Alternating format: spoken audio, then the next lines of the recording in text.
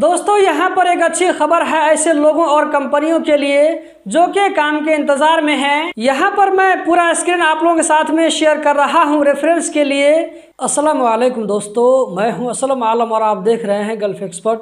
दोस्तों इस वीडियो में कतर के बारे में कुछ लेटेस्ट अपडेट आप लोगों के साथ में शेयर करने वाला हूं, तो वीडियो को लास्ट तक ज़रूर देखें। इस वीडियो को हम कंटिन्यू करते हैं। औकाफ की तरफ से अलवाब एरिया में एक नई मस्जिद की ओपनिंग कर दी गई है जिसमें 400 के लगभग लोग नमाज पढ़ सकते हैं। इस मस्जिद में मेल और फीमेल दोनों के लिए नमाज के लिए जगह बनाई गई है। ये मस्जिद लगभग 623 स्क्वायर मीटर पर बनी हुई है। आप यहाँ स्क्रीन पर देख सकते हैं, ये वो 3 बंदे हैं जो कि कतर में समंदरी रास्ते के जरिए ममनुआ सामान को लाने की कोशिश कर रहे थे। ममनुआ सामान मतलब के नशा वाला सामान, लेकिन तीनों के तीनों पकड़े गए।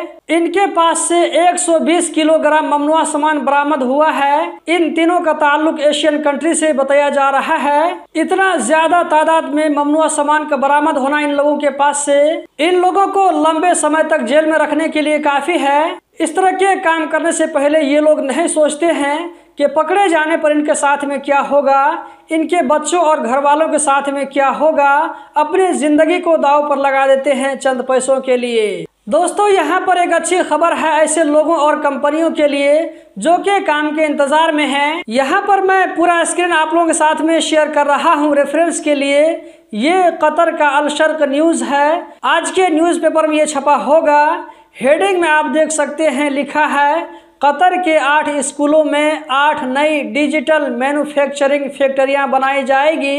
इस बात का ऐलान शेख अली बिन सलमान आल सानी ने किया है, जो कि कतर के साइंटिफिक क्लब के मैनेजिंग डायरेक्टर हैं। ये काम फर्स्ट स्टेप में किया जाएगा। इसका मतलब हुआ कि इस तरह के और भी प्रोजेक्ट आएंगे।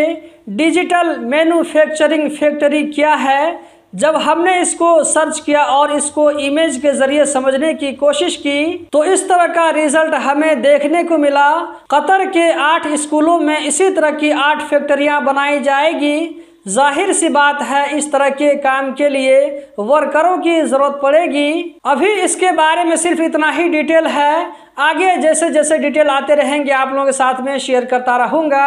अलखौर में बलदिया वालों ने एक होटल को 7 दिनों तक के लिए, जबकि अलवक्रा में बलदिया वालों ने एक होटल को 10 दिनों तक के लिए बंद रखने का नोटिस जारी किया है। कोई भी फूड कंपनी वाले जो कि बलदिया के रूल को फॉलो नहीं करते हैं तो वहां पर इस तरह का रिस्ट्रिक्शन लगाया जाता है। पहले स्टेप में 7 दिनों के लिए या कि 10 दिनों के लिए सिचुएशन के हिसाब से, जबकि दूसरे स्टेप में 2 महीना तक के लिए बंद किया जाता है। इंटरनेशनल वर्कर्स डे जो कि हर साल 1 मई को पड़ता है, इस मुनासिबत से रैयान बलदिया ने अपने वर्करों की हिम्मत अफजाई करने के लिए ऐसे वर्कर जो कि ईमानदारी से काम करते हैं, मेहनत से काम करते हैं, ऐसे वर्करों की हिम्मत अफजाई करने के लिए इनको सर्टिफिकेट और दूसरे गिफ्ट देकर इनकी हिम्मत को सराहा है। तो दोस्तों यही थी आज की वीडियो, उम्मीद करता हूँ ज़रूर पसंद आई होगी। कतर के बारे में रोजाना इसी तरह इन्फॉर्मेटिव वीडियो देखते रहने के लिए अगर आप इस वीडियो को YouTube पर देख रहे हैं तो चैनल को ज़रूर सब्सक्राइब करें। अगर आप इस वीडियो को Facebook पेज पर देख रहे हैं तो उसको भी फॉलो करें, ताकि आप लोगों को बराबर टाइम पर इस तरह की वीडियो मिलती रहे। इस वीडियो को आगे ज़रूर शेयर करें। बहुत बहुत शुक्रिया।